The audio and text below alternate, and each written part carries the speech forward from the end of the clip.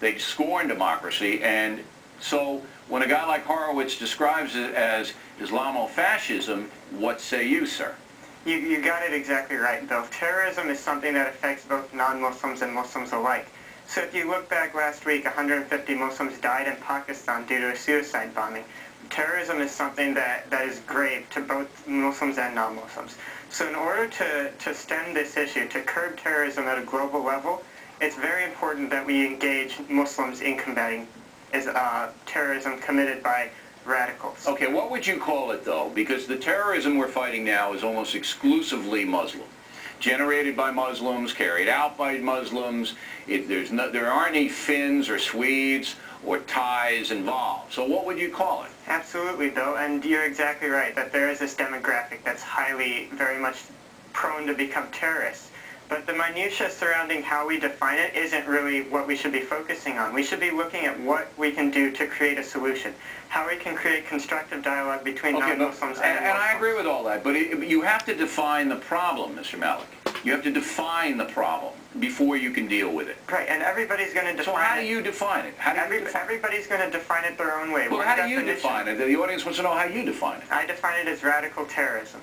But no Islamic component there, just radical terrorism. It could be Romanians. It all depends on context, Bill. All right. Now, how do you define it, Mr. Azad? What's the threat? I think you bring up a good point, because if there is a threat, it should be brought out into light and should be publicly talked about, and to show the ignorance, if there is an ignorance of Islam. But you heard your credibility, and I'm looking out for you now when you say if there is a threat. There's certainly a threat. We got thousands of people all over the world dead because... And I'm saying, so in that case, a week like this should bring up these points, but instead what it does is it basically says, it has these 4 or 5 different people who are not scholars on the issue, who are not religious scholars and are not sociologists, like... But shouldn't they be heard anyway? One of them was a born-again Christian. Shouldn't they be heard anyway?